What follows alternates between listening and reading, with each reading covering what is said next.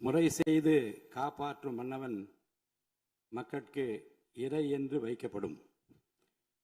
நீதிமுறை செய்து குடிமக்களை காப்பாற்றும் மன்னவன் மக்களுக்கு தலைவன் என்று தனியே கருதி மதிக்கப்படுவான்.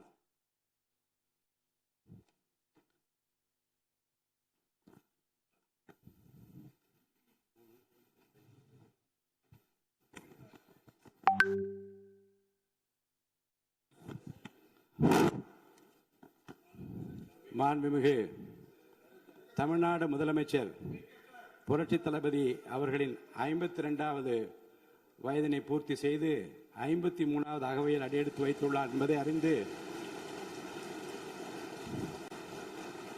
பெருமகிழ்ச்சி அடைகின்றேன்.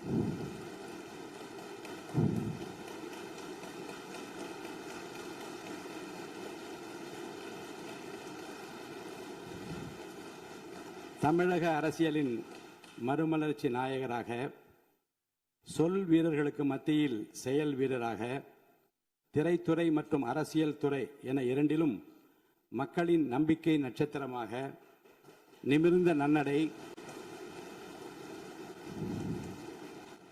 நேர்கொண்ட பார்வையுடன் ஆட்சி புரிபவராக, நிலத்தில் யாருக்கும் அஞ்சாத நெறிகள் உடையவராக, தூய்மையான ஆட்சிக்கு சொந்தக்காரராக என்றும் விளங்கிக் கொண்டிருக்கும் மாண்புமிகு முதலமைச்சர் புரட்சி தளபதி அவர்கள் பல்லாண்டு வாழ்ந்து பல பல சாதனைகள் படைக்க வேண்டும் என்று நான் மனதார வாழ்த்துகிறேன்.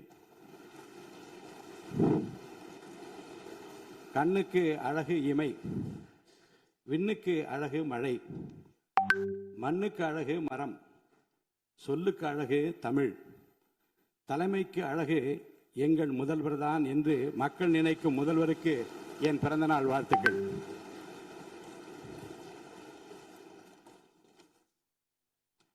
திரைத்துறையின் உச்சத்தில் இருந்தபோது தன்னை ஆராதித்த கோடிக்கணக்கான தம்பிகளுக்காக, தமிழக மக்களுக்காக அத்தனை புகழையும் வசதிகளையும் உதறி தள்ளிவிட்டு மக்கள் சேவைக்காக தன்னை முழுமையாக அர்ப்பணித்துக் கொண்டவர் நமது முதலமைச்சர்.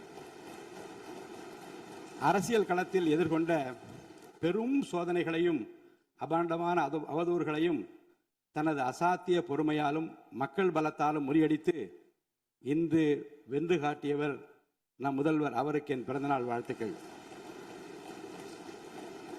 பிறருடைய அனுபவங்களை மதித்து கற்றுக்கொள்வதில் நம் முதலமைச்சர் மிகுந்த வல்லவர். வெளியில் உள்ளவர்கள் நினைப்பதை காட்டிலும் தமிழகத்தின் அனைத்து துறைகள் குறித்தும் மக்களின் தேவைகள் குறித்தும் துல்லியமான விவரங்கள் அவருக்கு அச்சு பிசகலாமல் தெரியும்.